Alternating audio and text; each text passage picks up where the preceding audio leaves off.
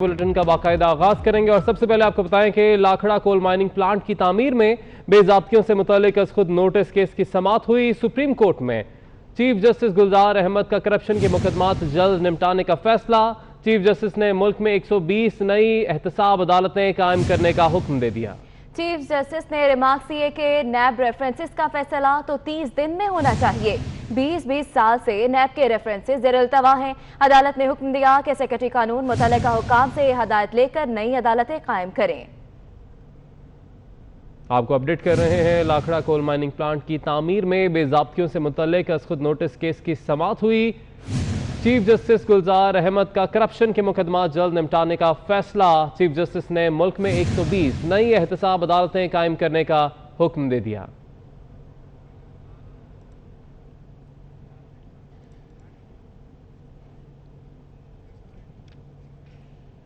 अब कुछ बात करेंगे मुल्क के तालीमी इदारों के हवाले से। वजीर तालीम शफकत महमूद की ज़ेर सदारत बैनुल-सूबाई वज़राए तालीम कॉन्फ्रेंस के अहम फैसले सामने आए हैं। इजलास में तालीमी इदारों को सितंबर के पहले हफ्ते में सख्त SOPs के साथ खोलने पर इतफाक किया गया है। मजीद किन चीज़ों पर इतफाक किया गया है, क्या कुछ डिस्कस किया गया, जानेंगे हमारे नुमाइंदे बिलाल विर्क हमारे साथ मौजूद है। बिलाल बताएगा।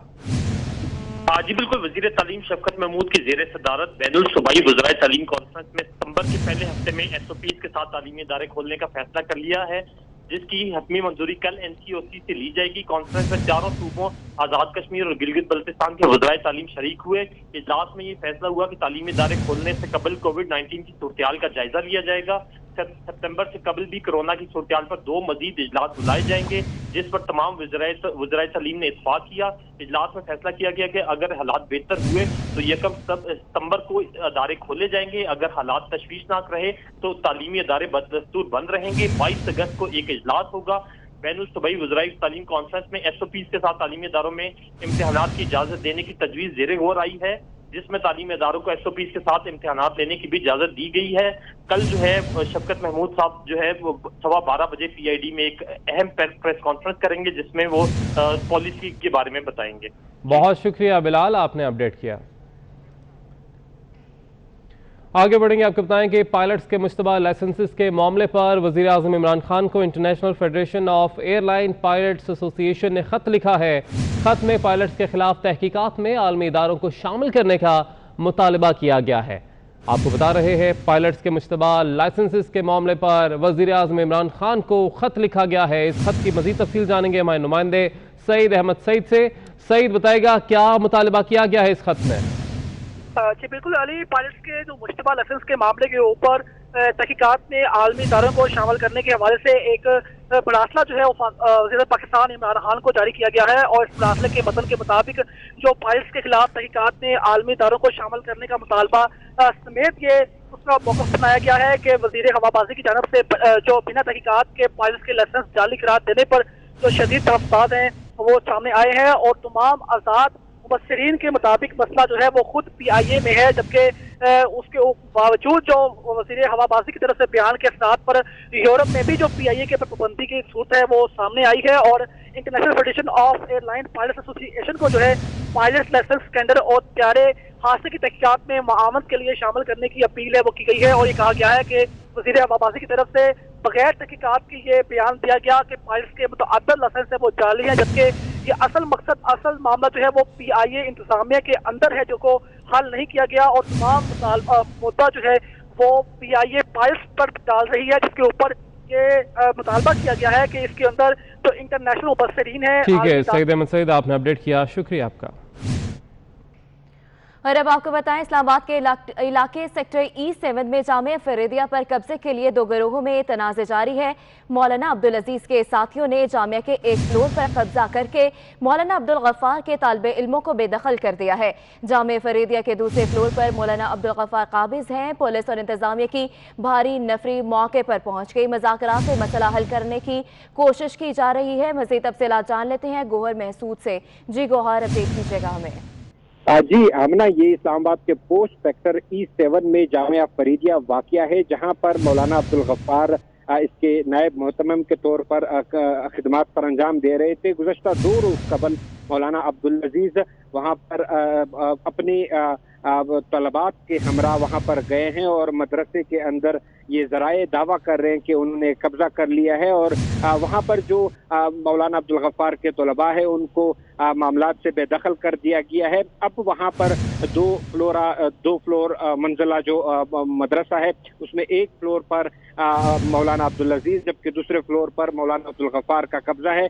पुलिस ने इलाके को घेरे में ले रखा है, वहां पर आने जाने किसी को नहीं दिया जा रहा है, जबकि पुलिस इंतजामिया ये भी कह रही है कि ये मामलात को मुज़ाकरात की बुनियाद पर हल करने की कोशिश की जा रही है। ताहम वहां पर अंदरूनी सूरत हाल का अभी तक कोई खास अंदाजा नहीं चल रहा है, लेकिन एक इश्तियाल पैदा हुआ है।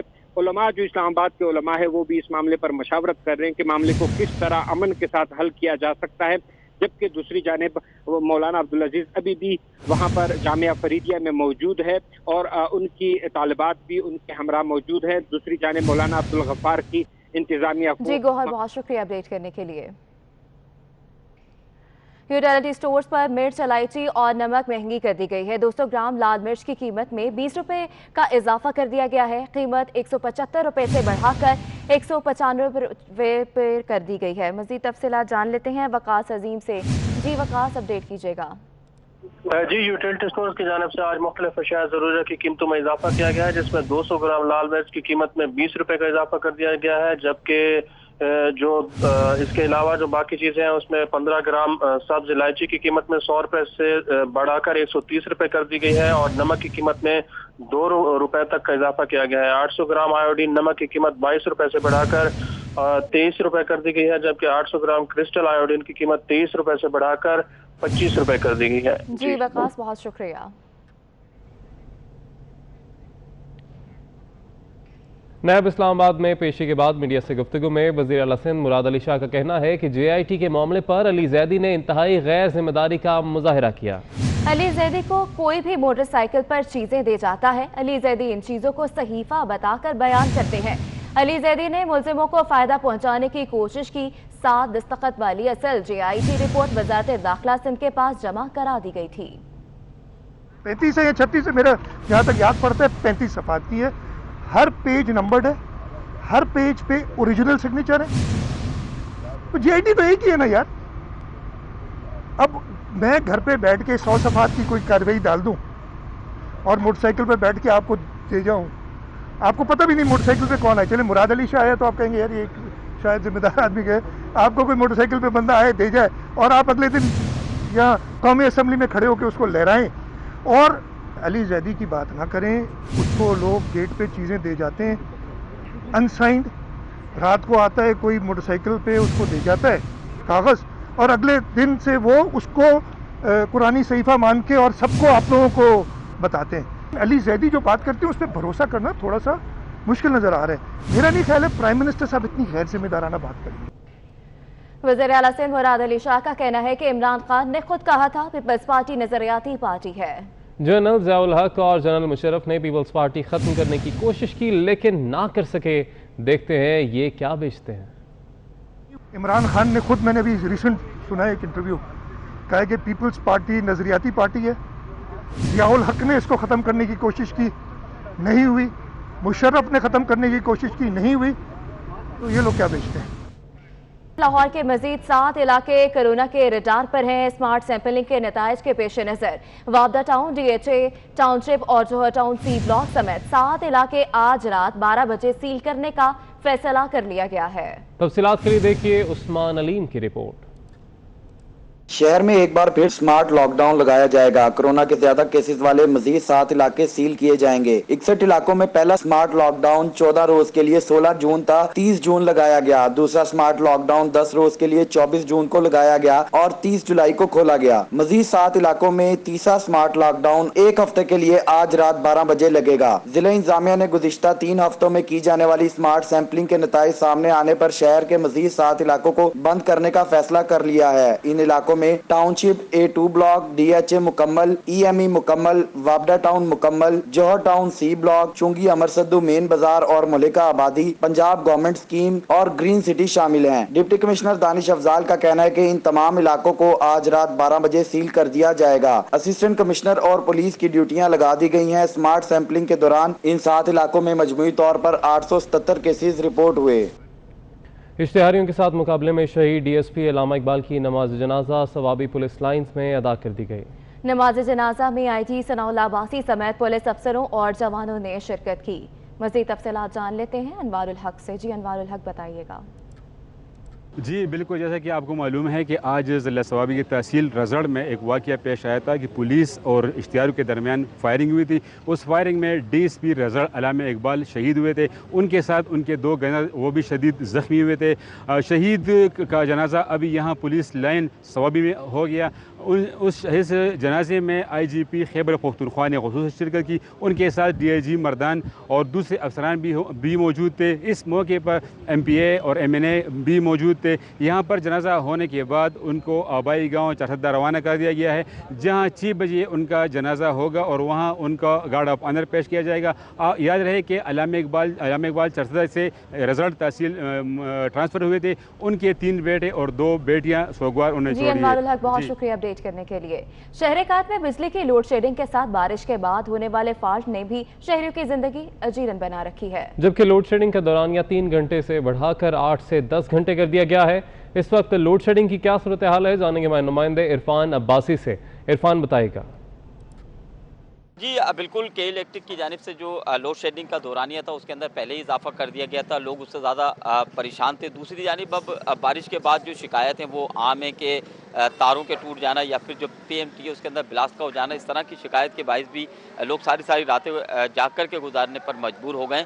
और जो के इलेक्ट्रिक है वो किसी भी सूरत में इन मामलों की तरफ तवज्जो नहीं दे रही है। ये मेरे साथ कुछ लोग मौजूद हैं, इनसे बात करेंगे। लोड शेडिंग में काफ़ी ज़्यादा इजाफा हो गया है। अब जैसे भी बीच में तो हो रही थी लोड शेडिंग, लेकिन अब उससे ज़्यादा हो गई है बारिश के बाद से। अब तो तकरीबन अभी लाइट, जैसे भी जो पहली बारिश हुई थी उसमें जो सिर्फ बारिश स्टार्ट हुई है और उसके बाद जो है लाइट गई, तकरीबन 12 घंटे लाइट नहीं आई हमारे घर पे।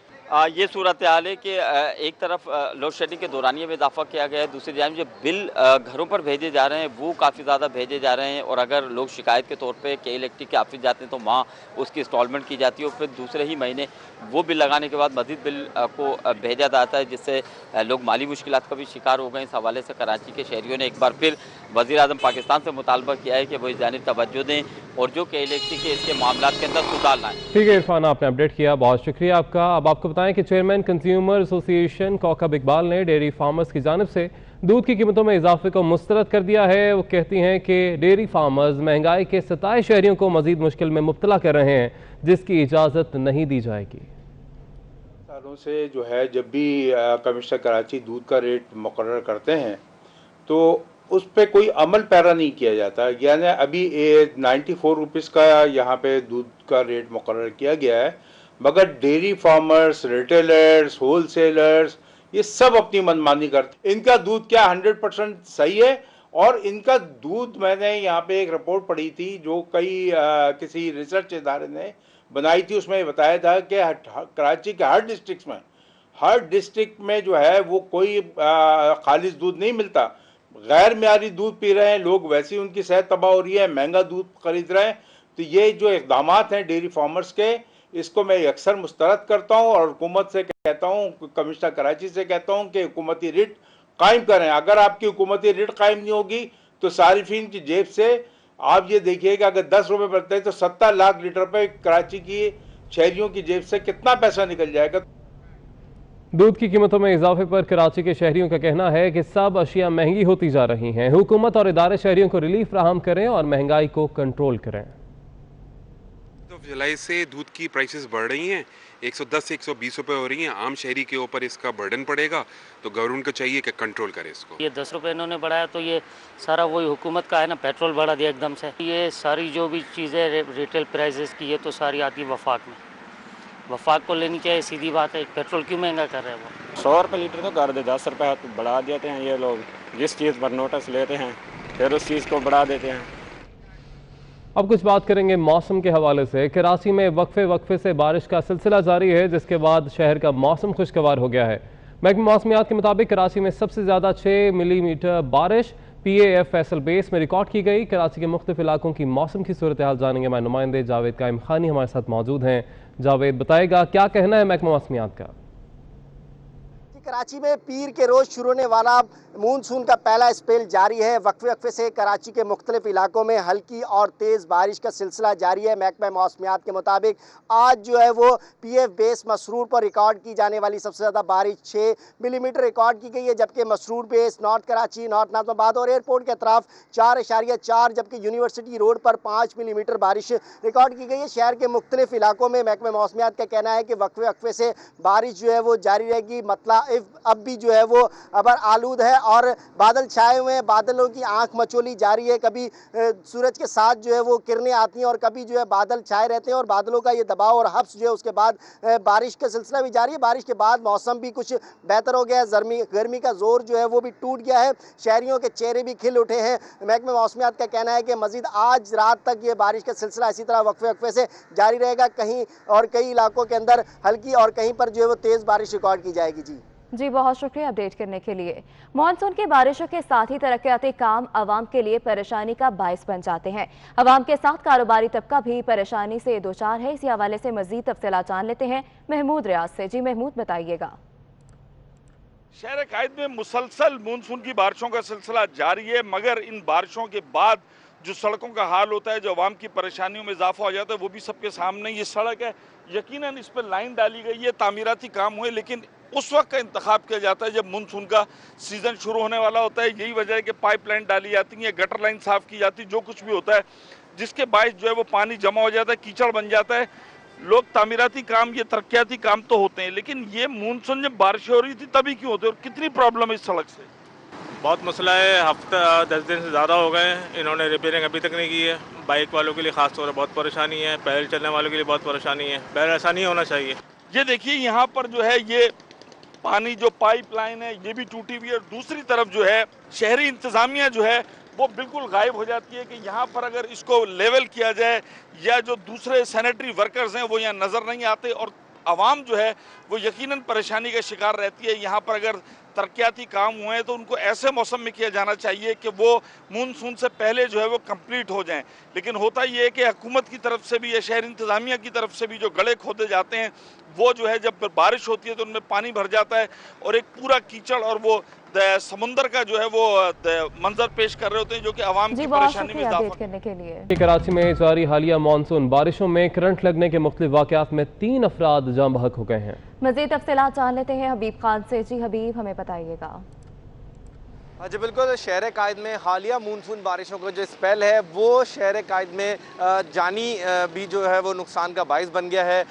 गुज़िश्ता 3 रोज़ के दौरान जो है वो 10 हलाकतें अब तक जो है वो रिपोर्ट हो चुकी है। आज सुबह ही अब से कुछ देर पहले जो है वो एक बारिश के बायस एक खौफनाक हादसा पेश आया, जिस वक्त एक बाइक सवार मोटरसाइकिल पर जो है वो के इलेक्ट्रिक की जो वायर है वो टूट कर गिरी और वो करंट में हादसे में जो है करंट लगने से जाँ बाग हो गया। अभी उस वक्त हम मौके पर ही मौजूद हैं जहाँ पर अब के इलेक्ट्रिक की जो टीम है वो काम कर रही है। ये कारसाज से आलमगीर रोड पे दाखिल होने वाला दाखिली रास्ता है, जहाँ पे ये इलेक्ट्रिक की जो वायर है कि इलेक्ट्रिक की टूट के सड़क पर गिरी है। बारिश होने के बाइस जो बाइक सवार था वो इस हादसे में जो है वो जाबाग हो गया है। शदीद करंट लगने के बाइस जो है उसको जानी नुकसान का जो है वो उठाना पड़ा। ऐसी सूरत हाल में जबकि शहर में तो बारिशों का अंदेशा होता है, मानसून के स्पेल्स की महकमा मौसमियात की जानिब से आमद का जो है वो बता दिया जाता है, लेकिन के इलेक्ट्रिक हो या दीगर बल्दियाती इदारे हों जिनकी इसमें नाअहली शामिल होती है और मुल्क में और कराची वालों को बिलखुसूस जो है वो ऐसी बारिशों में जानी नुकसान जो है वो उठाना पड़ता है। 10 हलाकतें अब तक जो है वो हालिया बारिश में रिपोर्ट हो चुकी हैं और आज सुबह ही के इलेक्ट्रिक की नाअहली की कहेंगे कि जिसके 22 आज एक और जो है वो शहर में। ठीक है, बहुत शुक्रिया हबीब, आपने अपडेट किया। अब्दुल सत्तार ईदी को हमसे बिछड़े 4 बरस बीत गए। उनकी बरसी के मौके पर ईदी विलेज में फातिह खानी का एहतमाम किया गया। हमारी नुमाइंदा मानिया शकील इस वक्त अब्दुल सत्तार ईदी की आखिरी आरामगाह पर उनके बेटे फैसल ईदी के साथ मौजूद हैं। मज़ीद तफसीलात मानिया से जान लेते हैं। जी मानिया बताइएगा। जी बिल्कुल, अब्दुल सत्तार ईदी को गुजरे 4 बरस तो बीत गए, लेकिन आज भी उनकी याद जो है वैसे ही ताज़ा है जैसे कि वो आज भी हमारे साथ हो। मैं इस वक्त यहाँ पे जो है ईदी विलेज पे मौजूद हूँ, उनकी आखिरी आरामगाह के पास। मेरे साथ फैसल ईदी मौजूद हैं, उनके बेटे, और जो अपने अहले खाना और जो है ईदी के जो बच्चे हैं ईदी होम के और ख़वातीन हैं। यहाँ पे कुरान खानी का सिलसिला जारी है। पहले फैसल ईदी साहब से बात करेंगे। ईदी साहब की जो है वो हमें यादें बहुत शिद्दत से महसूस होती हैं और उनकी मौजूदगी में हम इनके मिशन को आगे चला रहे हैं।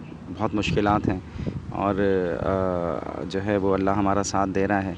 हुकूमत से दरख्वास्त भी करते हैं कि हमें जो टैक्सेस देने पड़ते हैं वो भी माफ़ करें हमें, और कई जो टैक्सेस हमने दिए हैं पिछले 2-3 सालों में वो वापस किए जाएं, जो कि 11-12 करोड़ रुपए के करीब हैं। और मज़ीद जो है मैं उनसे दरख्वास्त ये करूँगा कि हमें मुस्तकिल बुनियादों पे इस तरह का कोई हमारा एसआरओ है उसके अंदर शामिल कर दें, ताकि हमें मुस्तकिल बुनियादों पे जो ना टैक्स की छूट मिल जाए। और जो पाकिस्तान में एम्बुलेंसेस ख़रीदते हैं जैसे सुजुकी बोलान, उस पर भी हमें 2-2.5 लाख रुपए जो है सेल्स टैक्स लिया जाता है, वो भी हमें माफ़ किया जाए, ताकि जो है वो हम उस बाकी पैसों से भी ज़्यादा एम्बुलेंसें ख़रीद सकें। जी बिल्कुल, फैसल एदी साहब का कहना है कि उनको टैक्सेस की जो है फराहमी उनको रोका जाए, ताकि जो है वो टैक्सेस कम होंगे तो मज़ीद जो है उनको लोगों की खिदमत करने में आसानी होगी। बेशक उन्होंने भी यही कहा कि अब्दुल सत्तार साहब की जो खिदमत है उनको भुलाना जो है वो नामुमकिन है। ठीक है, बहुत शुक्रिया, आपने अपडेट किया। बुरहान वानी शहीद की चौथी बरसी के मौके पर कुल जमाती हुर्रियत कॉन्फ्रेंस ने भारतीय हाई कमीशन के सामने मुजाहरा किया, जिसमें तहरीक आज़ादी कश्मीर के हक और भारत के खिलाफ शदीद नारेबाजी की गई। इस मौके पर हुर्रियत रहनुमाओं का कहना था कि बुरहान वानी शहीद कश्मीर का अजीम सपूत है। बुरहान वानी ने सोशल कैंपेन के जरिए कश्मीर की आवाज़ दुनिया तक पहुँचाई, पूरी दुनिया के सामने भारत का मकरूज चेहरा बेनकाब किया। अक़वाम मुत्तहिदा और आलमी बरादरी खामोश तमाशाई बने हुए हैं। अक़वाम मुत्तहिदा की करारदादों के मुताबिक मसला कश्मीर को हल किया जाए, ये मुतालबा किया गया और भारत के खिलाफ नारेबाजी की गई।